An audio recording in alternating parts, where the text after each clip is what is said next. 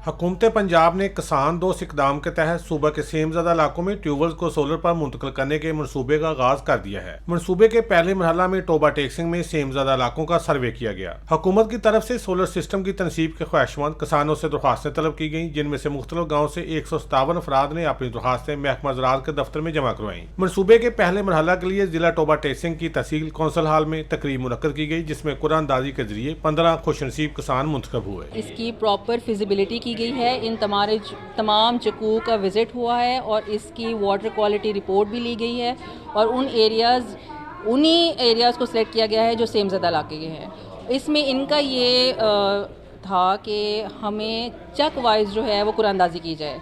चूँकि ये सारे कंप्लीट सेमज़दा इलाके के लिए ये मंसूबा था, तो इसलिए इसको चेक वाइज नहीं किया जा सकता था। तमाम दरख्वास्तों को मद्देनज़र रख के तमाम स्क्रूटनी क्राइटेरिया को फॉलो करके जो है वो ये कुरानंदाजी की गई थी। दूसरी जानब महकमा ज़राअत सलाह आपाशी की जानब से कुरानंदाजी पर बाद किसानों ने अपने तहफ़्फ़ुज़ात का इज़हार किया। किसानों का कहना है कि कुरानंदाजी का अमल शफाफ नहीं था। बिल्कुल गलत हुई है जी, इसमें कोई रॉयल्टी नहीं है।